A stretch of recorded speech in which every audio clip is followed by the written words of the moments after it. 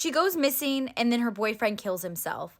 Where is Sapphire Wiggins? Sapphire was 23 years old, living in Atlantic City, New Jersey, and she was the mother to a son who was 6 years old at the time of her disappearance.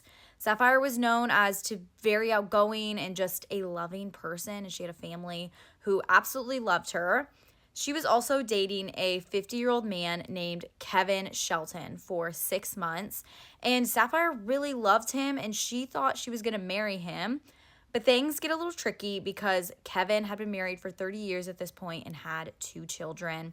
It is completely unaware if Sapphire knew of the wife or if the wife knew about Sapphire.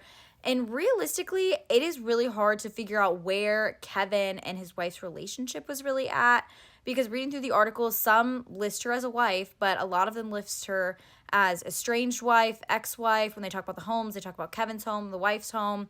So I cannot fully confirm where they were exactly at in their relationship, Kevin and his wife. On the morning of October 15th, 2014, Sapphire spoke on the phone with her sister, and this is the last known contact that she had with anybody other than Kevin. On October 17th, authorities say that Sapphire got into the car with Kevin in his 2002 blue Porsche 911, and they got into an argument. They then left Atlantic City and went to the expressway, got off on exit 12 in Hamilton Township, then drove to Bridgeton and Hopewell Township area, then drove to Elk Township, and then back to Atlantic City. The next morning on October 18th, he drove his 2003 gold Ford Escape into Vineland, and then he called his son to say he did something bad, things got out of hand, and he would be going to prison for 10 to 15 years. He would then end his life at his wife's home. When Sapphire didn't contact her family, they would report her missing on October 19th, and her car was found parked at her home. When they checked Kevin's Porsche, they would find Kevin and Sapphire's blood in it. This case really feels like it could be solved if Kevin were here, and authorities have actually come out and said that if Kevin were alive, they think that they would get a full conviction without a body.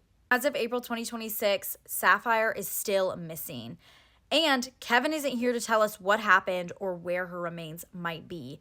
Kevin even left a note but didn't mention anything about Sapphire in it, so we have just no idea what happened to her.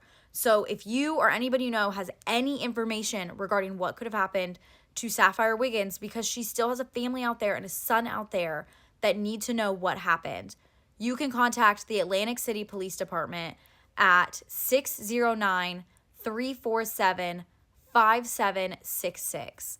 Thank you for listening to Sapphire's story. Be sure to follow for more true crime.